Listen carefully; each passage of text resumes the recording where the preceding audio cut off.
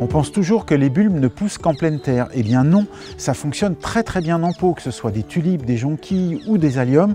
En pot, ça donne des potées absolument magnifiques. Comment planter les alliums?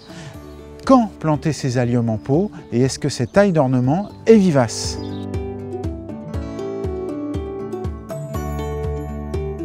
L'ail d'ornement ou allium est une plante décorative spectaculaire. Il est magnifique au jardin, sur le balcon ou sur la terrasse. Sa floraison intervient en général en mai-juin, parfois jusqu'en juillet pour certaines variétés. Et c'est une plante qui est vraiment extrêmement décorative. Certains peuvent monter à 1,50 m de haut et certains globes, certaines fleurs comme ça de forme globuleuse peuvent atteindre 20 cm de diamètre.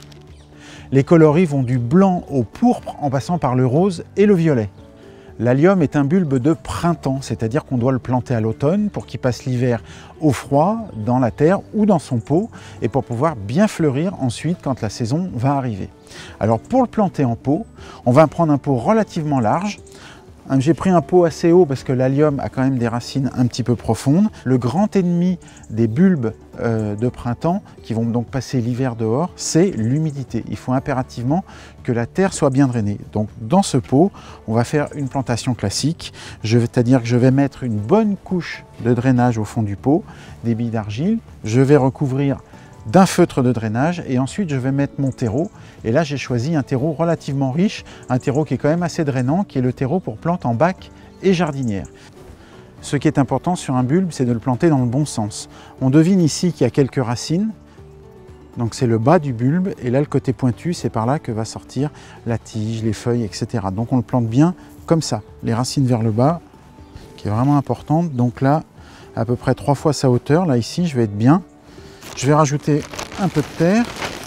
Donc là maintenant je vais installer ces tout petits bulbes. On peut laisser s'installer au hasard un peu, qui eux seront à peu près à 5 cm sous la surface. Si vous avez du mal à repérer la pointe et le derrière du bulbe, n'hésitez pas à ce moment-là, si vous avez un doute, au lieu de le planter complètement à l'envers, mettez-le en oblique. Ça permettra à la plante de bien pousser. Pour une plantation en pot, il ne faut pas hésiter à planter plus dense que quand c'est dans un massif ou un jardin, si on veut un rendu un petit peu joli, un petit peu touffu. Maintenant, il me reste à mettre la dernière couche de terre. Voilà, je tasse légèrement. J'ai laissé une petite marge pour permettre à l'eau d'arrosage de bien rester quand on va arroser, pas que ça déborde par-dessus. On peut très bien s'amuser à rajouter d'autres plantes à bulbes printaniers pour prolonger les floraisons. On aurait pu par exemple mettre des tulipes roses avec, voire des jacinthes violettes qui auraient rappelé la couleur de nos alliums. Et donc on peut vraiment mélanger ensemble beaucoup de bulbes à floraison printanière pour avoir une très longue période de floraison et des potées assez magiques.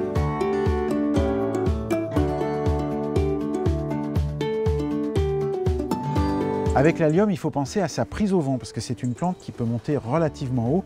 Donc pour le stabiliser, une fois que j'aurai fait la plantation, je vais installer un tuteur. Bon, j'ai pris celui-là parce que je les trouve assez esthétiques et pratiques. Voilà. Je planterai ce tuteur dans mon pot avec la petite grille qui va avec. Et l'ail, en poussant, va passer à travers la grille et sera maintenu. Comme ça, même si votre terrasse ou votre balcon est un peu venté, eh bien l'ail sera tenu grâce à ce tuteur. En général, après la plantation, on met un petit peu d'eau, mais ils vont se débrouiller tout seuls avec les pluies d'automne, avec les pluies hivernales.